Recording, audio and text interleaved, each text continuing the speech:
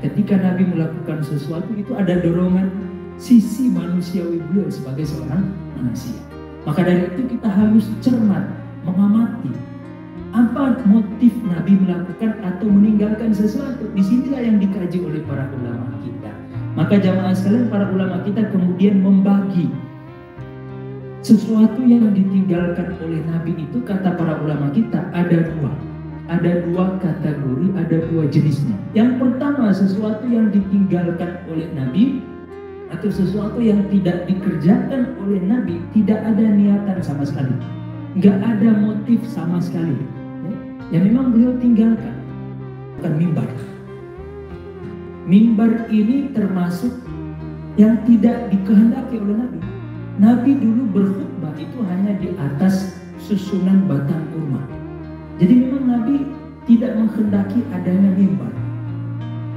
Sampai kemudian ada salah seorang sahabat Nabi di dalam riwayat yang sahih kemudian membuatkan untuk Nabi mimbar. Jadi Nabi memang sedari awal tidak menghendaki adanya mimbar. Tapi apakah tidak boleh kita mengadakan mimbar? Justru sangat dianjurkan. Karena tujuan daripada berkhutbah itu kan ditabligh, supaya orang bisa dengar. Ketika Nabi berkhutbah di atas mimbar, tentu lebih bisa tercapai tujuan khutbah, orang bisa lebih banyak dengar. Dan jamaah sekalian, berkhutbah di atas mimbar itu kan lebih berwibawa. Ada potensi didengarkan apa yang kita sampaikan. Maka ketika seorang sahabat membuatkan Nabi mimbar, Nabi tidak melarang, justru Nabi gembira, senang. Itu adalah sesuatu yang ditinggalkan oleh Nabi atau tidak dikerjakan oleh Nabi yang disertai dengan niat. Ada niat dan motif tertentu dari Nabi. Apakah terlarang? Nah, ini yang menjadi konsentrasi dari kajian kita. Yang pertama, jamaah sekalian, sesuatu yang tidak dikerjakan oleh Nabi atau sesuatu yang ditinggalkan oleh Nabi, motifnya karena kebiasaan, karena budaya, tradisi. Contoh, kita sudah berikan contoh kemarin ini. Kebiasaan orang-orang Arab, terutama orang-orang Quraisy di Mekah, itu suka makan dob. Dob itu kadal gurun. Bentuknya agak mirip-mirip biawak, tahu ya Pak? Tapi kalau biawak kita kan tinggal di gorong-gorong di tempat yang kotor. Nah, kalau kadal gurun itu tinggalnya di padang pasir, sehingga dia hanya makan serangga-serangga ya dan sebagainya. Jadi makanannya pun bersih, tempat tinggalnya pun bersih. Jadi beda hukum walaupun bentuknya sama. Nah, kadal gurun ini menjadi makanan yang biasa dimakan oleh orang-orang Quraisy, terutama masyarakat menengah ke bawah. Nabi sebagai orang yang mulia, punya nasab yang mulia, lahir dari keturunan yang mulia, itu tidak terbiasa makan yang namanya dob. Sehingga ketika sahabat Khalid bin Walid menawarkan dob, lagi acara tasyakuran, ya kayak kita lah ya, ada hajatan, kondangan, undang semuanya. Maka salah satu yang hadir pada saat itu Nabi. Ketika Nabi hendak memakan dob itu, karena beliau nggak tahu ini dob. Ketika beliau hendak memakan, itu sahabat semuanya udah pada makan. Beliau kemudian mau makan, dibisikin salah seorang sahabat, wahai Rasulullah, ini dob. Tiba-tiba beliau langsung mengurungkan niatnya untuk memakan dob tersebut. Seketika jamaah sekalian, sahabat yang hadir pada saat itu langsung ada yang lepehin, ya, ada yang muntahin, takut diharamkan. Ya. Kemudian dikonfirmasi oleh Sayyidina Khalid bin Walid, wahai Rasulullah, ahuwa haramun, apakah dob ini haram? Kata Nabi, enggak, dob itu enggak haram. Tapi saya sebagai keluarga atau nasab yang lahir di keluarga Bani Hashim, saya enggak terbiasa makan dob. Dikonfirmasi oleh Nabi. Nah, apakah yang ditinggalkan oleh Nabi karena motif budaya itu haram?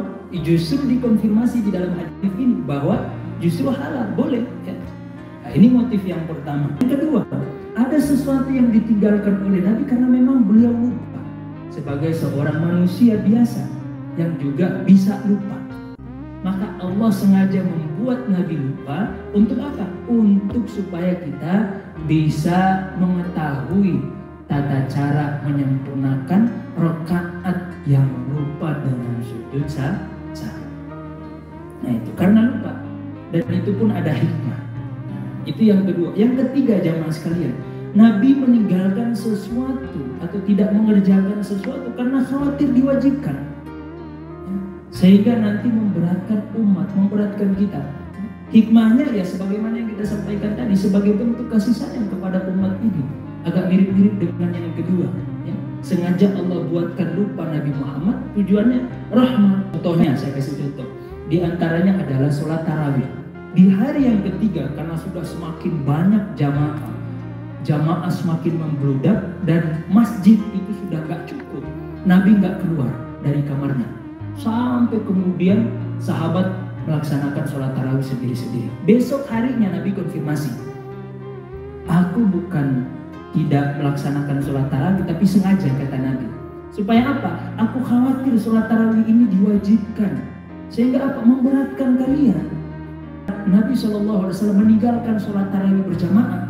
Tujuannya apa? Ra'fatan lakum, kasih sayang untuk umat ini.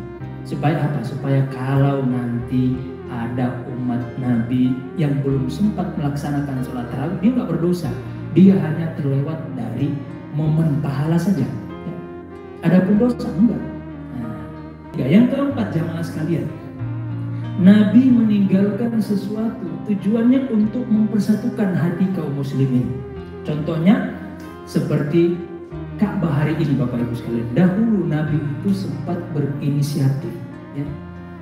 Bahkan disebutkan di dalam riwayat, beliau menyampaikan niatan kepada Ibunda Aisyah bahwasanya beliau itu sebenarnya pengen merenovasi kembali bentuk Ka'bah. Bentuk Ka'bah hari ini jamaah sekalian, yang kotak itu tidak seperti bentuk yang pertama kali dibangun oleh Nabi Ibrahim. Bentuk Ka'bah yang dibangun oleh Nabi Ibrahim itu persegi panjang. Persegi panjang dan bukan kotak. Makanya Hijr Ismail, bagi jamaah yang sudah pernah haji atau umroh, Hijr Ismail itu masih bagian dari Ka'bah karena persegi panjang. Makanya para ulama kita tidak menganjurkan kita tawaf melewati dalamnya Hijr Ismail karena tidak sempurna bilangan tawaf kita. Karena Hijr Ismail itu masih masuk daripada bangunan Ka'bah. Maka untuk sempurnanya tawaf kita harus melewati Hijr Ismail itu, jangan masuk ke dalam. Kalau masuk ke dalam nggak terhitung satu tawaf kita. Harus mengikuti itu di luar Hijr Ismail. Nah bentuk Ka'bahnya yang dibangun oleh Nabi Ibrahim itu persegi panjang dan bukan kotak. Maka kalau ada yang berani menyentuh Ka'bah, mereka itu rela mati. Bahkan menurut mereka, matinya mereka membela Ka'bah itu mati yang mulia. Maka Nabi khawatir kalau seandainya Nabi merenovasi Ka'bah, ini kan menimbulkan fitnah. Nanti ada sebagian kaum muslimin yang baru masuk Islam, itu nanti meragukan Nabi. Ini Nabi, beneran Nabi gak sih? Dia berani bongkar Ka'bah. Maka Nabi mengurungkan niat itu. Tujuannya apa? Sebagai ta'lif, untuk mempersatukan hati kaum muslimin. Khawatirnya menimbulkan fitnah. Nah, itu yang keempat. Yang kelima, Nabi meninggalkan sesuatu tujuannya adalah untuk mengajarkan umat arti akhlak yang mulia. Contoh, Nabi dihina, dicaci maki, beliau tidak balas. Beliau tidak membalas dengan caci maki. Beliau bersabar. Padahal boleh bagi Nabi membalas orang yang kurang ajar sama Nabi. Boleh bagi Nabi untuk membalas orang-orang yang menghina Nabi. Tapi Nabi tidak melakukan itu. Tujuannya apa? Untuk mengajarkan kita akhlak yang mulia. Supaya kita sebagai manusia bisa niru akhlaknya Nabi. Nabi saja manusia yang mulia, yang tidak berdosa, itu dicaci maki, dihina, apalagi kita nih yang bukan siapa-siapa ya. Maka tentu supaya kita bisa lebih bersabar, karena ada sosok yang kita jadikan sebagai cerminan bagi kita. Nabi saja orang yang mulia dihina, beliau nggak balas, apalagi kita nih yang bukan siapa-siapa, yang banyak dosa, yang banyak kekurangan. Nah, tujuannya itu jamaah sekalian. Baik, jamaah sekalian makan Allah Subhanahu wa taala. Dan yang keenam sebelum terakhir, Nabi meninggalkan sesuatu karena sibuk dengan sesuatu yang lebih penting. Salah satunya misalnya nih, kalau kita tarik contohnya ke hari ini adalah Maulid Nabi. Itu memang nggak dilakukan di zaman Nabi. Dengan bentuk peringatan seperti kita loh ya, bersedekah ya, memeriahkan Maulid Nabi, kita bikin hajatan dan sebagainya. Walaupun Nabi sebenarnya memperingati hari kelahiran beliau dengan bentuk puasa. Jadi kalau ada yang membid'ahkan, yang menyalah-nyalahkan orang melakukan Maulid Nabi, berarti dia belum baca hadis ini. Jadi Nabi itu jamaah sekalian melakukan. Jadi Nabi memperingati hari kelahiran beliau dengan cara apa? Puasa. Ya. Setiap hari Senin Nabi kan kuat puasa. Kalau kita, masya Allah, ya, kita nggak seperti beliau, maka bebas melakukan memperingati Maulid Nabi, tentu sesuai dengan kemampuan kita. Yang kuat puasa monggo silakan puasa, tapi kebanyakan kita nggak kuat puasa, maka jangan menyalahkan orang yang memperingati Maulid Nabi dengan caranya, yaitu yang dilakukan oleh kita kaum muslimin kebanyakan hari ini. Ya. Itu memang Nabi nggak pernah melakukan peringatan Maulid Nabi di zaman beliau. Tapi apakah memperingati Maulid Nabi itu dilarang? Tunggu dulu. Karena Nabi sengaja meninggalkan itu, ya, memperingati dengan misalnya dengan meriah. Nabi tidak melakukan itu karena ya apa ya, ada sesuatu yang lebih penting daripada sekedar memperingati hari kelahiran beliau. Misalnya ya, kita kasih contoh aja. Misalnya Nabi itu jamaah sekalian ketika di hari raya Idul Adha, beliau tidak melaksanakan sholat Idul Adha ketika beliau berhaji. Padahal yang sangat dianjurkan pada saat itu ya kita menunaikan sholat Idul Adha. Tapi kenapa Nabi tidak melakukan itu? Karena ada yang lebih penting daripada sekedar menunaikan sholat Idul Adha. Apa itu? Ibadah haji. Ketika beliau berada di Mina, beliau tidak melaksanakan sholat Idul Adha karena pada saat itu beliau sedang haji.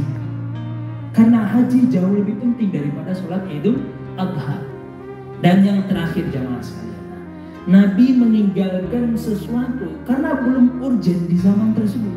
Saya kasih contoh, azan 2 kali di hari Jumat itu nggak ada di zaman Nabi, dan Nabi tidak pernah menganjurkan untuk azan 2 kali di hari Jumat. Tapi apakah hari ini kita azan 2 kali itu tercela? Malah justru dianjurkan. Di zaman Nabi azan 2 kali itu belum urgen. Ketika kaum muslimin sudah mulai berbondong-bondong masuk ke Madinah, tinggal di Madinah, dan banyak orang-orang yang masuk Islam. Di zaman Sayyidina Utsman melihat fenomena ini, wah ini nggak cukup kalau di hari Jumat azan sekali doang. Karena banyak kaum muslimin yang bekerja, harus siap-siap dulu, prepare dulu, mandi dulu. Maka beliau berinisiatif, ya udah sholat Jumat bikin azan 2 kali. Azan yang pertama sebagai peringatan bahwa sebentar lagi, sesaat lagi akan menunaikan sholat Jumat. Supaya apa? Supaya kaum muslimin yang masih kerja, yang masih di ladang sawah itu siap-siap. Nah beliaulah yang pertama kali mencetuskan azan 2 kali. Apakah tercela? Apakah bid'ah? Dianjurkan, malah justru berpahala. Dan inilah yang diteruskan oleh kaum muslimin. Makanya kebanyakan di Masjid Aswaja, di masjid kita azan 2 kali.